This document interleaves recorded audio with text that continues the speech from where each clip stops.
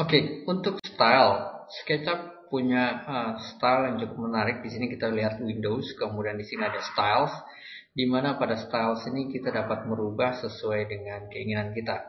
Yang pertama kali adalah pasti di sini default stylenya, di mana pada default style ini kita bisa melihat preset-preset yang lain. Ini saya klik contohnya di sini. Kita bisa memilih misalkan assorted styles, di mana kita bisa mengganti style tersebut. Contohnya adalah seperti blueprint seperti ini, ataupun kita mengganti dengan ini, ataupun dengan yang hitam seperti ini dengan bergaris-garis, kemudian dan sebagainya. Lebih lanjut juga kita bisa melihat sekarang setelah kita menentukan style di sini, kita bisa melihat pada posisi in model. Ini artinya adalah bahwa style yang kita pilih untuk model kita ini.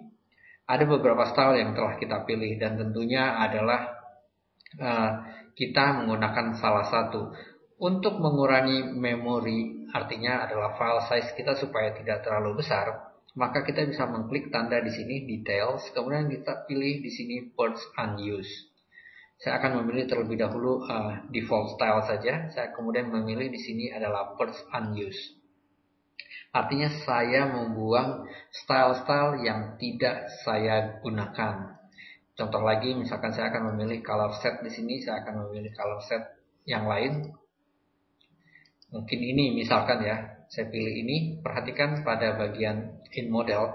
Di sini saya sudah mempunyai beberapa yang saya pilih, tetapi mungkin saya hanya menggunakan kamu seperti ini. Lalu saya akan memilih di sini purge unused. Setelah saya purge unused, berarti saya membuang style-style yang lain. Berikutnya adalah style yang kita pilih ini pun masih dapat kita edit. Kita bisa melihat di sini pada edit view.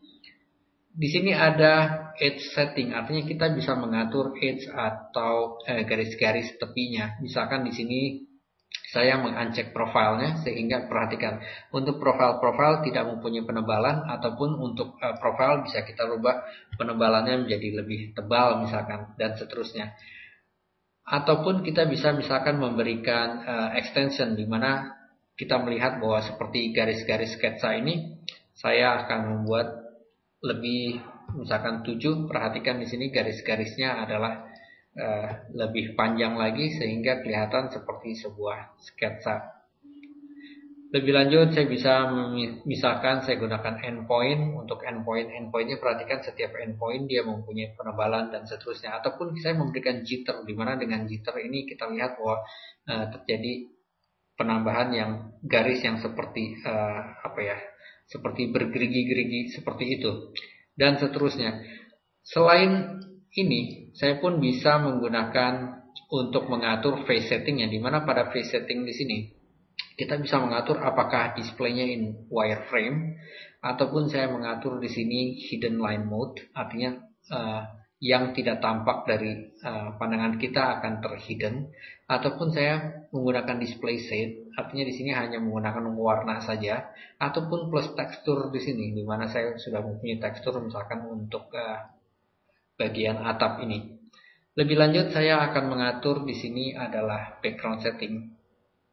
Pada background setting di sini saya bisa menggunakan sky. Saya mengklik mencek tanda sky di sini. Perhatikan bahwa sekarang saya sudah mempunyai sky, dan pada sky-nya pun saya bisa mengatur merubah warnanya. Misalkan saya rubah seperti pada sore hari keoranjean seperti ini, saya klik OK misalkan. Perhatikan dia mempunyai default dari warna keputihan sampai ke warna oranye seperti itu. Kemudian selain kita bisa memberikan background, untuk ground pun demikian. Kita bisa mengatur groundnya dengan warna apa. Misalkan saya atur groundnya berwarna kehijauan seperti ini, dan seterusnya. Demikian pula untuk transparansi ground tersebut. Selain itu saya bisa mengatur di sini watermark, di mana ketika saya memilih watermark saya akan memilih di sini tanda plus. Untuk membuat watermark saya akan memilih, contohnya ini adalah watermark saya. Ada sebuah ini, dan saya akan jadikan background atau overlay. Overlay adalah dia di depan. Saya klik next, kemudian di sini adalah metode blendingnya, berapa tebal. Kemudian next, saya memilih di sini apakah saya akan stretch sesuai fit dengan screen, artinya sesuai dengan besaran screen, ataupun saya pilih tile across the screen. Di sini dia mempunyai tiling, artinya mempunyai seperti pengulangan seperti ini, kita bisa melihat berapa besarnya sesuai dengan posisinya. Kemudian di sini ada posisi. Saya bisa mengatur misalkan posisinya di pojok kiri atas seperti ini. Kemudian scale-nya bisa kita atur. Setelah itu saya klik finish. Dengan demikian kita bisa mengatur style-style tersebut dan kita bisa dengan bebas mengeditnya baik dari face maupun dari garis ataupun juga background, sun, sky dan sebagainya.